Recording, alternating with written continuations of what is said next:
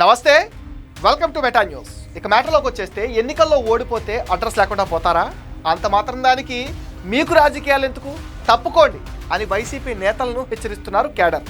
గత ఏడాది కాలంగా చాలా నియోజకవర్గాల్లో నేతలు కనిపించకపోవడంతో కార్యకర్తలు తీవ్ర ఆగ్రహం వ్యక్తం చేస్తున్నారు. ఇలానే నంద్యాలకు చెందిన మాజీ ఎమ్మెల్యే ఒకరు ఎన్నికల్లో ఓడిపోయాక సొంత నియోజకవర్గానికి చుట్టపుచుపుగా వచ్చిపోతున్నారట. సార్ను దర్శనం చేసుకోవాలంటే అయితే హైదరాబాద్ లేదంటే బెంగళూరుకి వెళ్లాల్సిందేనట.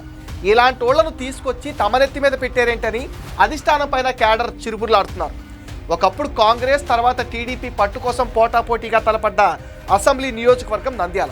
ఇక వైసీపీ ఆవిర్భావం తర్వాత 2 సార్లు అక్కడ గెలిచింది. కానీ ఆ సెగ్మెంట్లో ఇప్పుడు ఫ్యాన్ స్పీడ్ తగ్గడం కాదు, ఏకంగా తిరగడమే ఆగిపోయే ప్రమాదం కనిపిస్తుందని ఆందోళన వ్యక్తం చేస్తున్నారు స్థానిక కార్యకర్తలు. మాజీ ఎమ్మెల్యే శిల్పా రవిచంద్ర కిషోర్ రెడ్డి అలియాస్ శిల్పారవి వైఖరే అందుకు కారణం అన్నది ఒక వెర్షన్. గత ఎన్నికల్లో ఓడిపోయాక శిల్పారవి నియోజకవర్గాన్ని పట్టించుకోవటమే మానేశారట. గత ఏడాది నుంచి శిల్పారవి గెస్ట్లానే నియోజకవర్గానికి వచ్చిపోతున్నారట. ఇక్కడ టీడీపీ తరఫున మంత్రి ఫారూక్ ప్రాతినిధ్యం వహిస్తుండగా ఆయన్ని ఆ స్థాయిలో ఢీకొట్టేందుకు లోకల్ వైసీపీ లీడర్ కరువయ్యారన్నది పార్టీ కేడర్ మాట.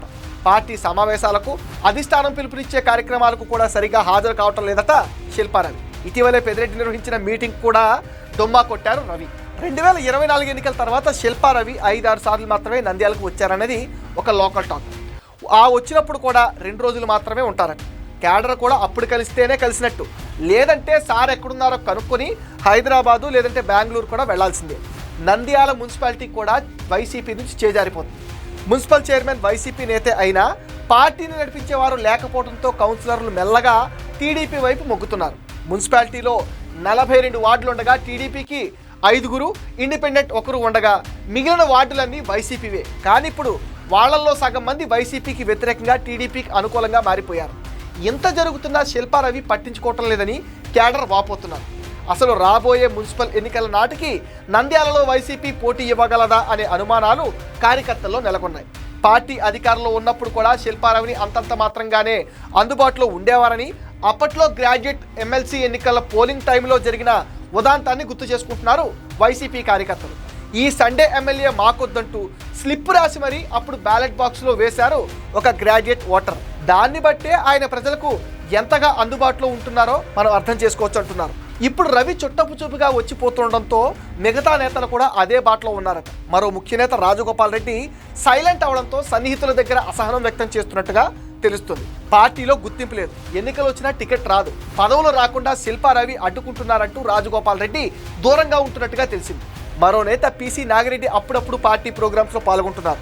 దీంతో నంద్యాలలో వైసీపీ పరిస్థితి అగమ్యగోచరంగా మారిందంటున్నారు. ఎన్నికలకు ముందు శిల్పారవితో అత్యంత సన్నిహితంగా ఉన్న బేగల్ సెల్ అధ్యక్షుడు తులసిరెడ్డి, మాజీ మున్సిపల్ చైర్మన్ మౌనాం వంటి ముఖ్యులు దూరమయ్యారు. కాగా శిల్పారవితో రాజకీయంగా కాకపోయినా వ్యక్తిగతంగా సన్నిహితంగా ఉన్న మరో వ్యక్తి జనసేనలో చేరారు. ఇలా చాలామంది వైసీపీకి దూరమయ్యారు. రాబోయే స్థానిక సంస్థల ఎన్నికల్లో వైసీపీకి పోటీ ఇచ్చే పరిస్థితి కూడా ఇక్కడ ఉండదంటున్నారు. శిల్పారవిని తప్పించి ఆయన ప్లేస్లో నియోజకవర్గంలో ఉండే మరో నేతను ఇన్ఛార్జిగా పెట్టాలని కేడర్ అధిష్టానాన్ని డిమాండ్ చేస్తున్నారు. లేకపోతే నంద్యాలలో వైసీపీని మర్చిపోవాల్సిందేనని హైకమాండ్ను హెచ్చరిస్తున్నారు. ఇది మెటా న్యూస్ అప్డేట్. ఈ వీడియో పైన మీ విలువైన ఒపీనియన్ని కామెంట్ సెక్షన్లో పోస్ట్ చేయండి. మీరు ఇచ్చే కామెంట్స్తో మరిన్ని ఇంట్రెస్టింగ్ వీడియోస్ మీకు అందిస్తాం. అండ్ మీరేం చేయాలో మీకు తెలుసుగా, ఈ వీడియోస్ని లైక్ చేయండి, షేర్ చేయండి, మెటా న్యూస్ని సపోర్ట్ చేయండి, సబ్స్క్రైబ్ చేయండి.